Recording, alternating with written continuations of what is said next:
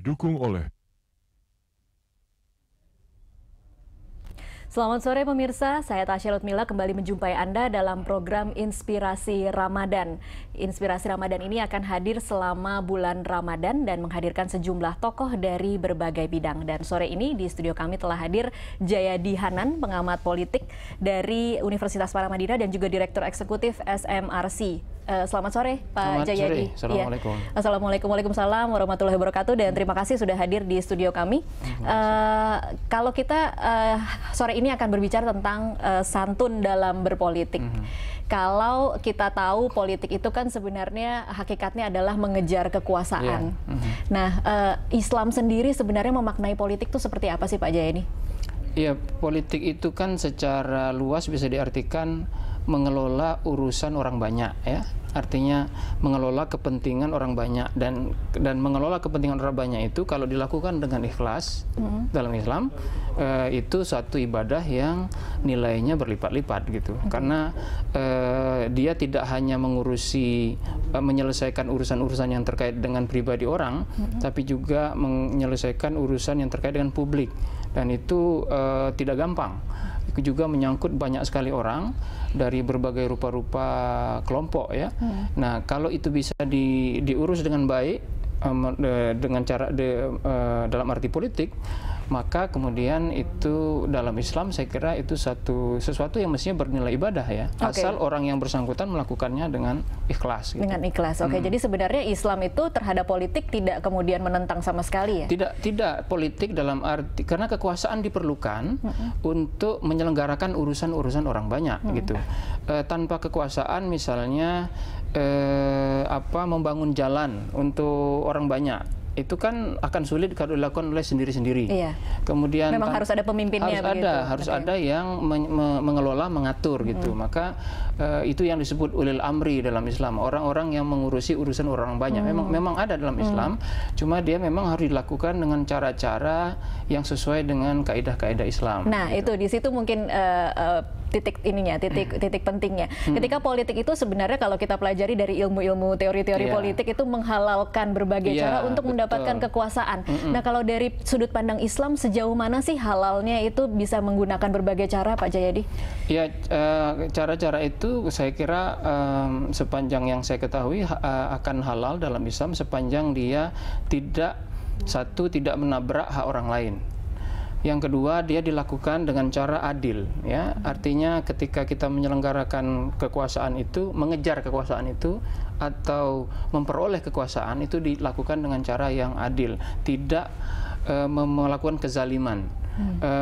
Kezaliman itu mengambil hak orang lain, kemudian tidak memberikan hak orang lain dan sebagainya.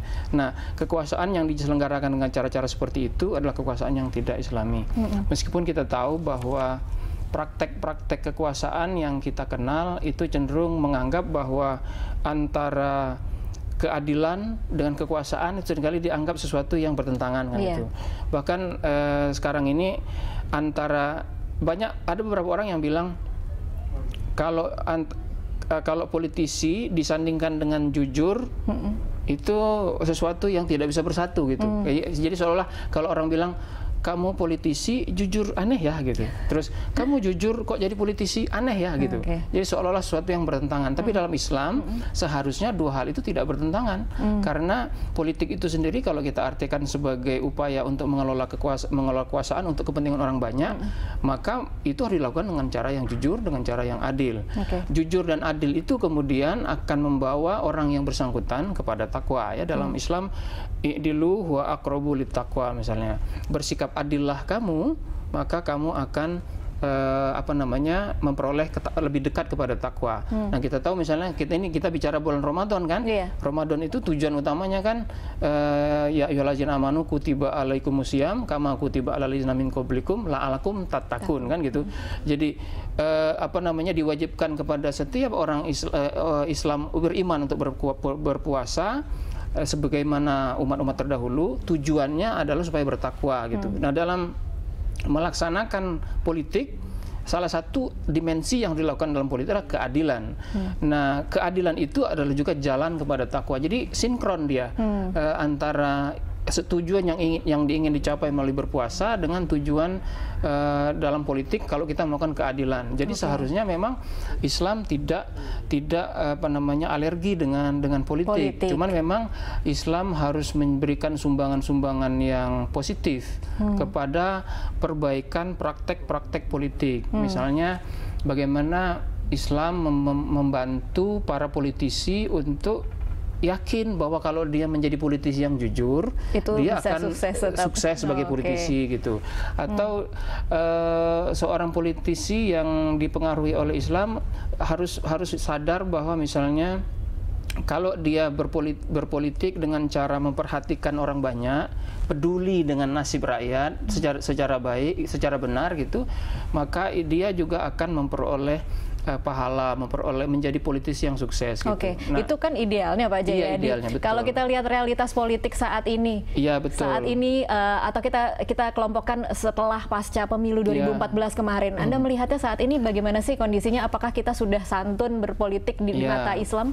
Nah, santun itu kan dalam politik bisa dua dimensi ya. Dimensi pertama, dimensi paling dangkal. Santun dalam arti ya bersikap manis, bersikap ramah di depan ya. Kita tidak tahu belakangnya di mana. Gitu. Kalau itu sih mudah. Saya kira banyak politisi bisa melakukan itu. Misalnya ketemu lawan politiknya, cipika-cipiki, bersalaman, lalu berbicara kami tidak ada masalah, tahu-tahu tetap tidak bisa islah. Itu kan misalnya gitu. Nah itu kalau sopan santun dalam arti seperti itu mudah sekali dan itu banyak dalam politik kita. Tapi yang sulit itu adalah sopan santun dalam arti memegang teguh janji-janji dia menjadi seorang politisi atau memegang teguh janji-janji yang dia berikan ketika dia menjadi seorang pemimpin. Nah itu kan dia sopan santun dalam arti itu sulit dan itu jarang kita temukan sekarang ini. Yang kedua, sopan santun. Tapi masih ada tidak sih Pak Jayadi? Saya kira masih kita ada. Bisa berharap? Saya kira masih ada. Memang ada banyak, ada sejumlah pemimpin di daerah misalnya yang bisa kita jadikan di daerah ya, tapi tidak di pusat. Di pusat nanti di pusat ada sih, saya kira. Ada sih, Contoh-contoh yang jelas ada di daerah. Baik Pak Jayadi, nanti kita akan bahas lebih lanjut di segmen selanjutnya. Pemirsa tetaplah bersama kami.